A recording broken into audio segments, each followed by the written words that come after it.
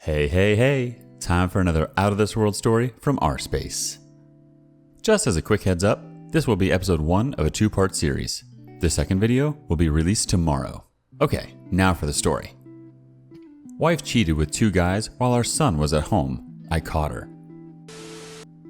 After I had a horrible incident of infidelity with my girlfriend in college, Lisa, like I said, I went on a long, tedious mission to get even with her. This was followed by years of just getting bitter and jaded towards women. After college, I went down to Central America where I pretty much spent years just doing and selling drugs, never considering getting into a relationship or allowing myself to get vulnerable with another woman. I fully admit that I was an awful degenerate during this time. Well, after a few years of this, I find myself just more depressed than ever. The drugs weren't working anymore. I grew tired of having these face value, shallow, and temporary relationships with women. I decided to drop everything I was doing in Central America and come back to the United States. I called an old friend and made arrangements to move into his place temporarily until I got back on my feet. When I moved back to the USA, I decided to quit my gnarly drug habit I had developed preceding my college breakup with Lisa. It wasn't easy, but I was fully committed to giving happiness another shot. I decided to give dating another chance. I had begun to feel pathetic that I was giving up on finding someone special just because some girl in college broke my heart by cheating on me. A couple months after moving into my friend's place, I had been on a few good dates with women in the area and started opening back up to the idea of allowing myself to grow closer with a woman again. One day, I met this girl on a dating app. We will call her Kate. Kate was 25 and I was 23, who I just absolutely fell head over heels for. She had that burgundy red hair that wasn't orange but almost more of a fluorescent but natural red. She had a 3-year-old son who honestly I loved and looked kinda just like me. Kate had just gotten out of a terribly abusive marriage and was in a very similar position as me. She also just went through a period of grief and a bad drug habit. She had just cleaned herself up and was ready to try dating again. This worked well for both of us because we both completely understood each other's emotional state and were able to allow one another to proceed slowly and not expect too much out of each other. We both had fears of commitment and trust issues and were still a little emotionally fragile due to our past relationships and drug habits. Besides this, we had so many things in common. Kate even said she felt like she was dating the male version of herself, and she liked it because we allowed each other to be completely authentic. As the months rolled on, we grew closer and closer. Me and her son got along, and he even called me Dad. He was too young to remember his biological father, and I was the only other father role he's ever had in his life. The day I taught him how to pee standing up on a tree sealed the deal for me, and he was my son from that point on. I got a job at a finance firm, and Kate worked at a nightclub. Things were going well, and we moved into an apartment together, bought a car together, and were in the process of trying to buy a house. We were going to get married and have a kid of our own. We only smoked weed occasionally, and felt like we had fully recovered from our past drug addictions and emotional wreckage. We both crawled out of the depths of real darkness and found some peace and happiness together. Or so I thought. Me and Kate never had any jealousy or suspicions with each other. We fully trusted each other. We never went through each other's phones, and we knew each other's passwords and login info to everything, so we never had any issues around trust with one another. Until this happened. Typically, I would get up early in the morning before I got ready for work to walk Kate into the apartment from the parking lot because she wouldn't get home until after 3 or 4 a.m. in the morning from work, and it was a bit of a sketchy walk. The club typically was only open until 2 a.m. most days, but recently started staying open until 4 most nights of the week. Or so Kate told me. One morning, Kate said she was leaving work a little later because she had to drop a friend off at her house. She told me this only like 5 minutes before she would ordinarily arrive home. It usually took her about 35 minutes to get home from work, so I found it a bit odd that she told me so last second, and I knew where her friend lived, so it may have only taken an extra 5 minutes to drop her off on the way to our place. She ends up getting home about an hour later than usual, and something seemed a bit off. She looked high, not on weed, but it struck me as if she was on coke or Molly. I briefly confronted her about this, but she brushed it off quickly and said she was late because her friend's car broke down and they tried to get it fixed, but couldn't. That's why it took so long to get home. This was the first time in almost a year that anything like this happened, so I quickly pushed down my suspicions and chalked it up as me being a bit paranoid because of my past experience with infidelity and dishonesty. I told myself Kate would never do anything sketchy. She had been through the same thing I went through, and she knew in full detail my story about the last relationship. She would never do anything like that to me, especially since it happened to her too. I wasn't even that suspicious of her cheating or anything. I was more suspicious that she was doing hard drugs again. Slowly but surely, incidents like this started happening more frequently. First, like once a month, and eventually led all the way up to happening almost every week. There was a few nights where I was almost positive she was high on drugs, and we fought about it. She finally admitted one day that I thought she was high, that she did half a line of coke once because she was tired and needed a pick-me-up to get through work, but that was all she did. At this point, she was coming home at 5, 6, or even 7 a.m. some mornings regularly.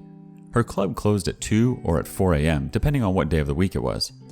She always had excuses like the car wouldn't start, she would go to her friend's house after work to smoke weed, or she went to a Waffle House with some of her coworkers after their shifts. But then, one morning, her text messages seemed severely suspicious. She wouldn't respond promptly, and it really seemed like she was forcing herself to sound genuine when texting me. She was doing the, "I'm going to be home a little late" dance with me again, but this time, it really dragged on. She told me she was on her way at 6 a.m., 2 hours after the club closed. So at 6:30, I went outside to the parking lot to walk her in when she arrived. It was snowing heavily outside. There was a blizzard going through the area. About an hour goes by and I hear nothing from her. I text and call her over and over. She doesn't answer the phone, but I get a message from her saying she's almost home. Another hour goes by before she finally pulls up into the parking lot. The time was 9:30 a.m. I had to call out from work because I couldn't leave her son home alone. I usually left for work at 7:30. I'm completely covered head to toe in snow. I walk up to the car and I open the door. Kate looks at me like she had seen a ghost, and she begins rambling nervously and almost incoherently. She said she got pulled over but was let go without a ticket. The car ran out of gas, so she had to stop to fill up. Her friend was having a mental breakdown, so she stayed with her for a while to help her after work. She even started blaming me for things like saying she wouldn't have gotten pulled over if I got the registration done sooner. Yada yada yada. Thing is, she could have told me this by texting me or calling me at any point during all of this. It was all very suspicious. The whole time, she won't shut up giving me very inconsistent stories while we were on our walk into the apartment. I can't help but notice how dilated her pupils are and how she is visibly grinding her teeth. Obviously, I was very angry at this point, but I was so exhausted and cold from standing outside for hours and worrying about her. I temporarily let it go and tried to distract myself with some video games. I was convinced she was doing cocaine at work or after work. What else was she up to? Who was she doing cocaine with? Just her coworkers and friends? Is she doing other drugs? Was she cheating? I was only mildly worried that she was cheating. I was more concerned about her drug use. We both had our runs in the past with them, hence why we only smoked weed nowadays and occasionally had a drink. We weren't sober or anything like people in a 12-step program, but we tried to keep it very mellow. Her lying about the drugs was even more concerning to me than the actual drug use, because it was triggering my trauma from my ex Lisa, who lied to me and cheated on me in college. I literally was at the point where I didn't even care if she did the drugs, I just wanted her to be honest with me. I couldn't stand the thought of being in another relationship where my girlfriend was lying to me about anything. My mind began to spiral. I felt completely betrayed. Me and Kate helped build each other back up after our tumultuous pasts, and now we had wonderful lives. I never thought she would lie to me about anything. We had such an open book, trustworthy relationship, and we never experienced any problems with this type of stuff before. I got obsessed with trying to find out if she was lying about the drugs. I needed undeniable proof. The next day, when she left for work, I tore up the house, looking for something. I had no idea what I was looking for. A bag of coke? Some pills, maybe? I went through every drawer, every nook and cranny of every piece of furniture, coat pocket, on top of the cabinets, anywhere she could hide something. I found nothing. I tried to convince myself I was just being paranoid.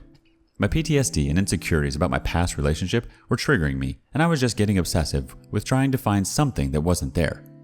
I decided I would stop trying to find out if she was lying, because if I was wrong, my behavior could ruin a good relationship. I thought Kate would never lie to me, or even worse, cheat on me.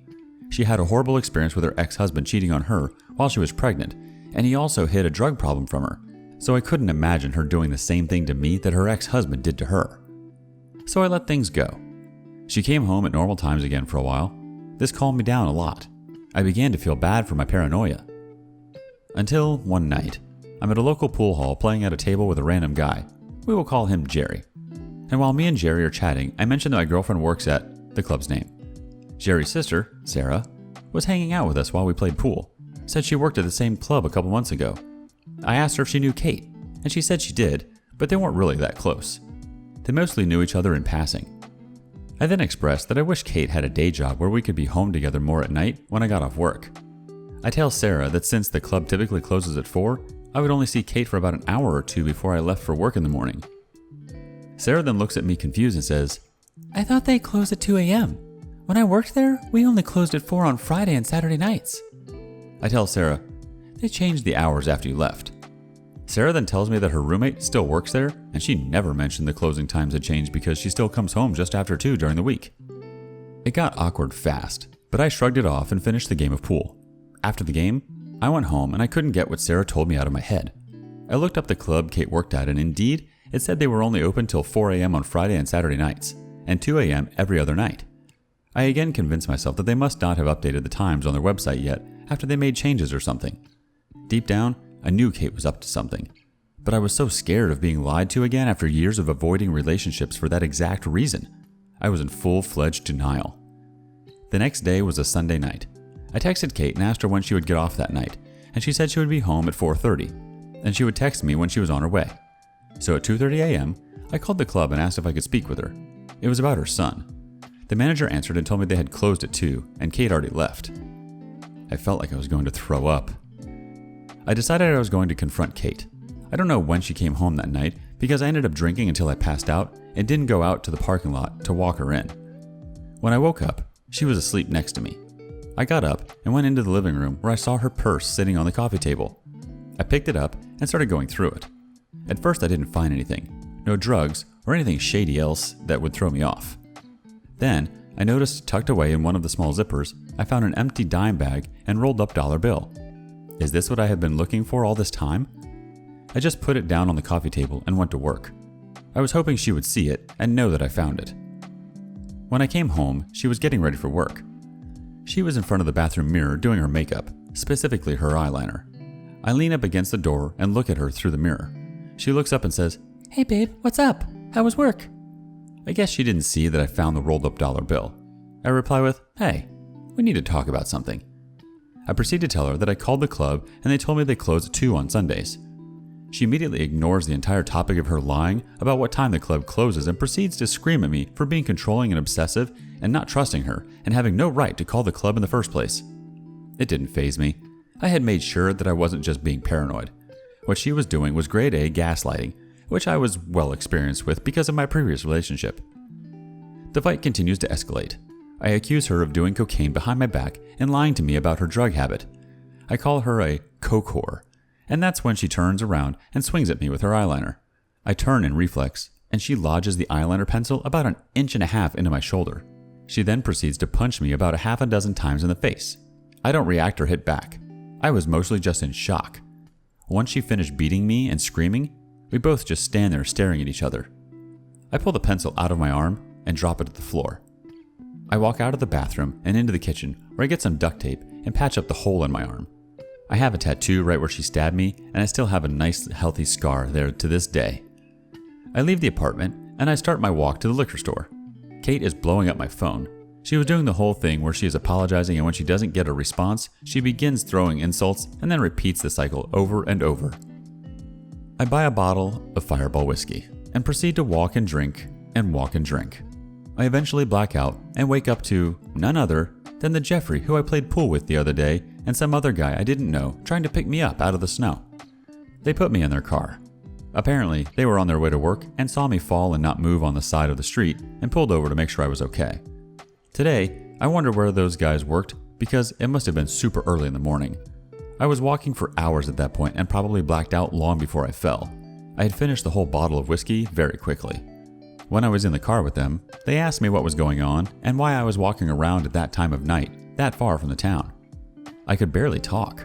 It felt like my lips were frozen. I was able to tell them where I lived and they dropped me off at home. When I go inside, Kate is shocked and tries to get me to lay down and get me warm. I blacked out again shortly after and wake up in a pool of vomit in my bed. I get up and take a shower and go out into the living room where Kate is sitting on the couch crying. We begin to talk. She apologizes for stabbing me with the eyeliner pencil, and she admits that she had started doing coke again and was going to her coworker's place. A few of them lived together in an apartment. They were all females, and she would do coke with them before coming home. She first started doing it to help her get through work, and it just kept escalating. I asked her if it was just coke or if it was other stuff too, because there were some nights where she seemed like she was more than just coke. She admits every once in a while she took a Xanax to take the edge off the coke before she came home, but she did this rarely. We ended the conversation civilly, and she promised to stop doing drugs and lying to me about where she was and that she would never hide anything from me again. But now that I knew she was capable of lying and keeping these from me, I was a bit more on my toes with things than usual. Okay, that's it for part 1, everybody. We'll be back tomorrow with episode 2 to finish the story. Stay tuned.